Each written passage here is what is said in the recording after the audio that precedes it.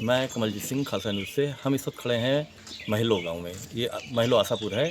कल यहाँ एक बार एक घटना घट गई थी, बहुत बड़ी घटना थी। इनके इस गांव का एक व्यक्ति जिसका नाम राजेश था, जिसकी उम्र 38 साल थी, ये अपने पथरी का ऑपरेशन कराने के लिए सुल्तानपुर के शिवांगी हॉस्पिटल में गया था, जहाँ डॉक्टर की लापरवाही से उसकी मौत हो गई।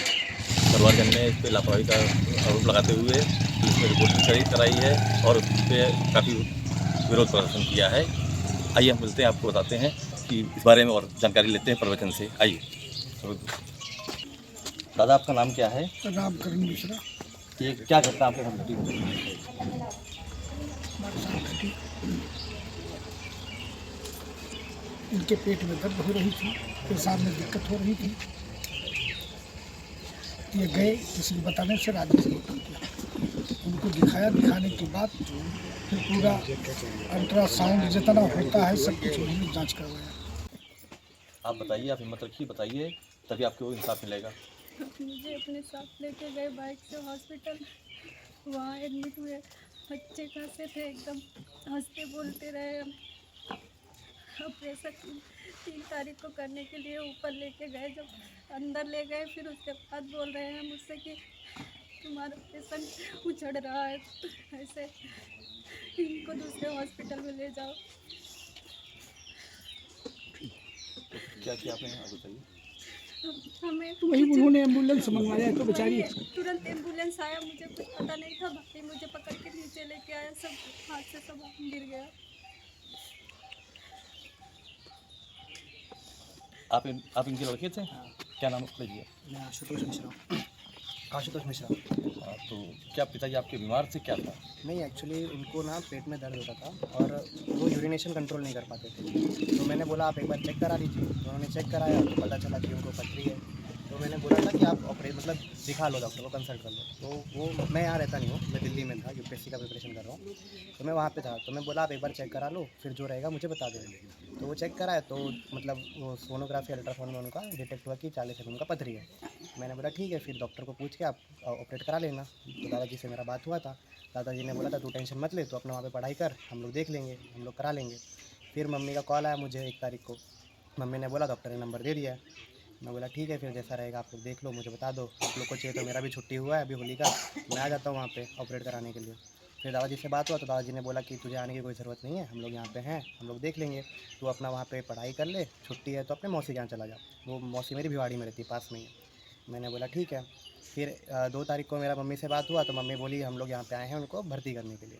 तो मैंने बोला मम्मी देखो प्रोसीजर ये है, भर्ती करने के बाद वो सारा चेकिंग होगा, उनका ब्लड टेस्ट होगा, उनका ECR होगा, CRG होगा, मतलब जो भी टेस्ट वगैरह रहता है वो डॉक्टर करेंगे। तो मम्मी ने बोला नहीं, यहाँ पे कोई टेस्ट नहीं कर रहे हैं। मैंने बोला टेस्ट नहीं कर रहे हैं लेकिन टेस्ट करना ज़रूरी है, तो आप डॉक्टर से पूछो। तो मम्मी ने बोला कोई डॉक्टर वहाँ पे है नहीं। पॉइंट सबसे पहली बात, वहाँ पे कोई डॉक्टर अवेलेबल नहीं था, तो आप कौन से बेसिस पे एडमिट करा रहे हो। सेकेंड बात, वहाँ पे नर्स हैं और जो नर्स हैं वो अंडर ट्रेनिंग नर्स हैं। अब उनको क्या आता है क्या नहीं आता मुझे नहीं पता, तो आप नर्स के भरोसे पेशेंट को छोड़ दे रहे हो, ठीक है। तो मैं बोला ठीक है, दूसरे दिन होगा। तो दूसरे दिन हुआ तो मम्मी ने बोला नॉर्मल खाली कंप्यूटर पे कुछ तो देख लिया अल्ट्रासाउंड में, और वही देख के डायरेक्ट ऑपरेशन थिएटर में लेके चले गए। अब आप ये बताइए एनेस्थीसिया का जो डोज़ होता है वो सबके लिए अलग रहता है, वेरिंग डोज रहता है उसका कोई फिक्स नहीं रहता। तो एनेस्थीसिया के लिए आपको पहला ब्लड टेस्ट कराना पड़ता है। ब्लड कुछ ना बस ये इतना बताओ तू जितना एनेस्थीसिया का जो डोज़ लिया उसकी वजह से जो भी पापा का हुआ वो। तो अब आप क्या चाहते हैं? मैं ये चाहता हूँ भाई जो हॉस्पिटल है वो बंद हो, ठीक है, क्योंकि ये जो हॉस्पिटल है वहाँ पे अभी मेरे पापा के साथ ऐसा हुआ, कल को किसी और के साथ होगा, ठीक है, तो वो मैं नहीं चाहता, इसलिए वो हॉस्पिटल बंद हो। डॉक्टर को उनका लाइसेंस जो है कैंसिल हो जाए, ये चाहता हूँ मैं। मिलेगी हमको, अभी मिलने वाली है, हमारी बात अंदर से चल रही है। जैसे ही PM रिपोर्ट आती है सामने तुरंत मैं आपको बताऊँगा। अच्छा, मरीज को जब आप ले जा रहे थे क्या पूरा स्वस्थ थे वो? एकदम मैं बता रहा हूँ, जैसे मरीज मेरा इतना स्वस्थ था कि मैं आपसे बताऊं, जैसे आप और हम बात कर रहे हैं इस तरीके से एकदम हंसते हुए मेरा मरीज गया है, और स्वयं अपनी 2 व्हीलर गाड़ी चला के गया है। उनकी 5 साल की एक बेटी है, उस बेटी को आगे बैठा करके, अपनी धर्मपत्नी को बैठा करके तब वो वहाँ पर गए हैं। कोई प्रॉब्लम नहीं थी। ऑपरेशन के पहले 5 बजे भी मेरी बात हुई है, किसी प्रकार की कोई समस्या नहीं थी। एकदम हंसते खेलते हुए बिल्कुल बेचारे वहाँ पर बैठे हुए थे मरीज हमारे। अच्छा, ऑपरेशन की घटना है ये घटना, मेरा मरीज 1 तारीख को फ़ोन आया है, 2 तारीख को मेरा मरीज वहाँ पर समथिंग 11 से 12 के बीच में भर्ती हुआ है। उसके बाद में जब वो भर्ती हुए हैं 3 तारीख की ये बात है, समथिंग शाम की बात है ये, अगर देखा जाए। अच्छा, ऑपरेशन किस चीज़ का होना था? जी, पथरी का ऑपरेशन बताए थे वो, और जो है उसका अल्ट्रासाउंड करवाए थे कि उसी का ऑपरेशन होगा उनको। ठीक ठीक है भैया क्या नाम है आपका? जी। अमर कृष्ण तिवारी। तो ये क्या घटना आपके साथ घटी, इसके बारे में बताइए। जी, घटना ऐसे घटी, हमारे मामा जी थे, स्वास्थ्य उनका बहुत अच्छा चल रहा था, कोई प्रॉब्लम थी नहीं उनको। थोड़ा-सा उनको ये था कि पेट वगैरह में थोड़ा-थोड़ा कभी-कभी दर्द सबके होता है, नॉर्मल उनको भी होता था। तो उनके मन में विचार आया कि अगर दर्द हो रहा है तो उसका कारण हम जान लें कैसे क्या स्थिति हमारे पास बनी हुई है। तो वो यही बात करने के लिए डॉक्टर जी से मुलाकात हुई उनकी, तो डॉक्टर से फ़ोन पे उनकी बात हुई। उन्होंने बताया कि हमें ऐसी-ऐसी समस्या आती है कभी-कभी, तो उन्होंने कहा ठीक है हम देखते हैं इसको। तो वो बोले कि ठीक है, जब मैं आपको एक दिन बुलाता हूँ, आपका मैं अल्ट्रासाउंड करवाता हूँ और अल्ट्रासाउंड करवाने के बाद में जो प्रक्रिया होती है मैं आपका ऑपरेशन करता हूँ। तो वो उनको बुलाए, एक को इन्होंने फ़ोन किया, डॉक्टर साहब ने, राजेश कुमार गौतम जी ने एक को फ़ोन किया। उसके बाद में वो वहाँ पर अपने धर्मपत्नी के साथ में और अपनी छोटी सी बच्ची को लेकर के वो हॉस्पिटल गए। जाने के बाद में एक को कोई प्रॉब्लम थी नहीं, आराम से उनको भर्ती किए, एडमिट किए, उनका सब पूरा चेकअप वगैरह करवाए, जो भी होना था वो पूरी प्रक्रिया डॉक्टर जी ने करवाई। करवाने के बाद में दूसरे दिन ये हुआ कि उनके पास 4-5 मरीज़ और थे। वो बोले थे कि जब तक मेरे पास 4-5 मरीज़ इकट्ठे नहीं हो जाते हैं, तब तक हम ऑपरेशन नहीं करते हैं। तो मंगल 2 तारीख को हमारा मरीज़ भर्ती हुआ और उसके बाद में 3 तारीख को समथिंग शाम को 5 से 6 बजे वो बोले कि इनका ऑपरेशन होगा। तो 4 ऑपरेशन करने के बाद 5वें ऑपरेशन हमारे मरीज़ की थी। जब मेरा मरीज़ वहाँ पर गया, जाने के बाद में इनको लिटाया गया। लिटाने के बाद में ऐसा पता नहीं कौन-सा इंजेक्शन इनको दे दिए। उसी के बाद से ये हालत एकदम नाज़ुक हो गई, एकदम गंभीर हो गई हालत और बॉडी बिल्कुल जंप करने लगी हमारे मामा जी की। जो मृतक है राजेश मिश्रा जी, उनकी बॉडी बिल्कुल जंप करने लगी। एकदम अचानक ही पता नहीं ऐसा क्या हो गया कि बिल्कुल साँस चल रही थी, बाकी पता नहीं ऐसा क्या हो गया कि बॉडी जंप करते-करते तो इन्होंने आनन-फानन में जो है तुरंत एम्बुलेंस को फ़ोन किया, बिना किसी को बताए, ना किसी परिजन को पता, ना कुछ। उनकी धर्मपत्नी वहीं बैठी थी, वो भी बिल्कुल परेशान हो गई। तो आनन-फानन में उन्होंने तुरंत कोई एम्बुलेंस बुक करवाई और एम्बुलेंस से स्वयं ही बिना कुछ बात किए मरीज़ से या उनकी धर्मपत्नी से, उनके परिवारजन से तुरंत ये उनको रेफ़र कर दिए किसी कोई वहाँ पर अवस्था हॉस्पिटल है। वहाँ पर जैसे ही उन्होंने रेफ़र किया तो वहाँ हम पहुँचे, वहाँ भी जो प्रतिक्रिया वगैरह थी, लेकिन उन्होंने डेड घोषित कर दिया, उनको मृत साबित कर दिया हमारे मरीज़ को। तुरंत मैं परेशान हुआ कि अब तो मेरा मरीज़ मर गया, मरने के बाद में हम क्या करें? तो उन्होंने भी हमसे कुछ पैसा चार्ज किए। चार्ज करने के बाद में समथिंग 25-30 हज़ार रुपये जो भी उनसे उनको लेना था, उन्होंने हमसे पैसा लिया। उसके बाद में फिर हम ये सोचे कि अब तो रात हो गई है, हमारा मरीज़ समथिंग 9 से 10 के बीच में हमको ये पता चला, तो उन्होंने रेफ़र अपना कार्ड वगैरह बना करके हमको दिया। फिर हम लोग वापस से सोचे कि घर तो जाने का कोई मतलब है नहीं, मेरा मरीज़ जब चल करके आया हुआ है तो उसमें कैसे हमारे मरीज़ की अचानक मृत्यु हो गई, ऑपरेशन भी नहीं हुआ, थिएटर में ले जा करके ऐसी कौन सी वो सुई लगा दी जिससे मेरे मरीज़ की स्थिति इतनी नाजुक हो गई और मेरा मरीज़ मर गया। तुरंत हम लोग वहाँ से गाड़ी बुक किए और उसके बाद दूसरी गाड़ी मंगवा करके तुरंत ही हम इनके जो ये राहुल चौराहा के पास में शुभांगी हॉस्पिटल है इनका, राजेश कुमार गौतम जो वहाँ के डॉक्टर हैं, जो कि पूर्व चिकित्सक भी रह चुके हैं वो, इनके यहाँ हम लोग आए। उसके बाद में हम समथिंग वहाँ पर हम 11 साढ़े 10 बजे हम लोग पहुँच गए। लगातार 3 घंटे तक हम आवाज़ लगाते रहे, हमारे सागे संगाती वाले आवाज़ लगाते रहे, सब लोग उनको बुलाते रहे, लेकिन गेट नहीं खुला। फिर हम लोग उनको फ़ोन भी लगाए, हर नंबर से हमने उनको कॉन्टैक्ट करने का प्रयास किया, हम लगातार फ़ोन लगाए, उनका फ़ोन भी नहीं उठा। उसके बाद जब हमको 2.5-3 घंटे बीत गए और मैं अपने मरीज़ डेड बॉडी को मैं वहाँ लेकर के था, ऐसा नहीं कि मैं डेड बॉडी भी नहीं लेके गया था, हम लोग साथ में थे। तुरंत फिर क्या हुआ, हमने 112 को कॉल किया जब हम परेशान हो गए तो। जैसे ही मैंने 112 को कॉल किया, 112 से 2 पुलिस वहाँ पर उन्होंने भेजा। जब यहाँ पर भेजे तो वो भी अथक प्रयास किए, कम से कम वो भी 20 से 25 मिनट उन्होंने भी परेशान हुए कि गेट खुल जाए, कहीं से भी करके कैसे भी करके गेट खुल जाए, लेकिन गेट तब भी उसने नहीं खोला और ना उसने फ़ोन रिसीव किया। तब वहाँ पर जो 112 नंबर से जो हमने कंप्लेंट डाली थी, वहाँ के जब दोनों सिपाही जी आए तो उन्होंने कहा सर ऐसा है, आप दोनों को यहाँ से चलना पड़ेगा और वहाँ पर थाने में एक तहरीर देनी पड़ेगी।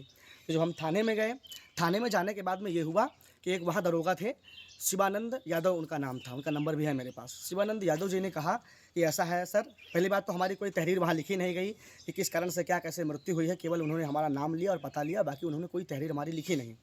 तो हम लोग परेशान हुए कि हमने कहा कि सर मैं अपनी बॉडी को, डेड बॉडी को नहीं हटाऊंगा वहाँ से, और बिना डेड बॉडी हटाए हुए ही मैं वहाँ कार्रवाई करूँगा और मुझे कुछ करना नहीं है। तो उन्होंने कहा कि ऐसा करिए कि आप डेड बॉडी को वहाँ से यहाँ हमारे पास लेकर के आइए, आने के बाद में जो प्रतिक्रिया होगी मैं करवाऊँगा और आप इसके लिए निश्चिंत रहिए। लेकिन फिर उन्होंने कहा कि ठीक है आप डेड बॉडी यहाँ पर लेकर के आए। हम डेड बॉडी हम लाना नहीं चाह रहे थे, तो उन्होंने कहा कि अगर आप डेड बॉडी नहीं लेकर के आएंगे तो कल होली है, मजबूरन हमें आपके ऊपर कुछ ऐसा करना पड़ेगा कि आप परेशान हो जाएंगे। अभी मैं आपसे नॉर्मल तरीके से बात कर रहा हूँ, बिहेव कर रहा हूँ नहीं तो फिर हमको अपना दूसरा रूप दिखाना पड़ेगा। तो हमने कहा सर दूसरा रूप मतलब क्या? सर हमारे यहाँ इतनी बड़ी जो है हादसा हो गया है, तो सर दूसरा रूप क्या दिखाएँगे? तो उन्होंने कहा कि अगर आप ऐसे नहीं मानेंगे तो हमको लाठीचार्ज करना पड़ेगा या तमाम प्रकार की ऐसी एक्टिविटी करनी पड़ेगी जिससे उससे आपको नुकसान होगा। तो हमने कहा सर हम एकदम शांतिपूर्ण रूप से अपने कार्य को करेंगे ताकि उसमें हमें न्याय मिले, हमारा आर्थिक सहयोग हो। जिस कारण से हमारे मृतक राजेश मिश्रा जी की मृत्यु हुई है उस पे कुछ तो हमको कुछ सर न्याय मिलेगा, क्योंकि ऐसे हॉस्पिटल में 3-4 केस उनके हो चुके हैं। और ऐसे कब तक एक अपनी माँ का लाल वहाँ हम लोग ऑपरेशन कराने के लिए जाते हैं तो वहाँ हम डेड बॉडी लेकर के आएँगे खाली। तो ये सब हमने उनके सामने बात रखी तो उन्होंने कहा ऐसा है कि अपनी आप बॉडी को जिला अस्पताल में जो चिरघर होता है वहाँ पर जमा करवाइए, पहले उस बॉडी का पोस्टमार्टम होगा, पोस्टमार्टम होने के बाद भी कोई कार्य होगा। तो हमने कहा कि ठीक है, तो उनसे हमने कहा कि नहीं सर मैं बॉडी नहीं हटाऊँगा। तो कहे सर हम फिर मजबूरन कल हमको फिर आपके ऊपर लाठीचार्ज करवाना पड़ेगा, फलाना-धमकाना ऐसे-ऐसे उन्होंने हमको बताया। तो हमने कहा कि ठीक है सर फिर हम आपके हिसाब से काम करते हैं। तो हम डेड बॉडी लेकर के आए, उसके बाद में हम अपनी डेड बॉडी को चिड़घर में जमा किए। जमा करने के बाद में फिर ये हुआ कि कल 2 बजे आपको रिपोर्ट प्राप्त होगी। सुबह हम वहाँ रात में पूरा रुके थे, कहीं हम गए भी नहीं। उसके बाद में फिर सुबह हम लोग कम से कम 20, 25, 30 40 लोग इकट्ठा होकर के पूरे परिवार के साथ में फिर हमने सोचा कि अब जाकर के सुबह हम तहरीर दे दें और किसी भी बहाने अभी भी हमारा मुकदमा यहाँ लिखा जाए। लेकिन वो बोले कि पहले आप एक रिपोर्ट पीएमओ को डालिए, फिर पता नहीं क्या आप पीएम का रिपोर्ट निकलवाइए, उसके बाद ही मैं कोई आपकी कार्यवाही लिखूँगा। तो हमने कहा ठीक है सर। तो हम लोगों ने वेट किया फिर अभी जो है फिर उसके बाद में हमारी रिपोर्ट निकली। रिपोर्ट निकलने के अनुसार अब जो आगे की प्रतिक्रिया होगी वो आप सबके माध्यम से हमको जो उचित लगेगा उससे उचित कार्रवाई करने का हम लोग प्रयास करेंगे, जिससे कि ऐसी स्थिति में किसी भी प्रकार की किसी और माँ के बेटे की जान ना जाए और हमको पूर्ण रूप से न्याय मिले और उसका हॉस्पिटल चेक हो, उसके पास लाइसेंस है, उसके पास अन्य कोई प्रमाण है या उसके पास कोई बिना एविडेंस के वो अपना कार्य कर रहा है। ऐसे कितने लोग का जान लेगा सुल्तानपुर में। मैं ये चाहता हूँ कि जो शुभांगी नाम का हॉस्पिटल है उसकी पूर्ण रूप से जाँच हो और हमको न्याय अच्छे तरीके से मिले और हमारा आर्थिक लाभ भी हो। पीएम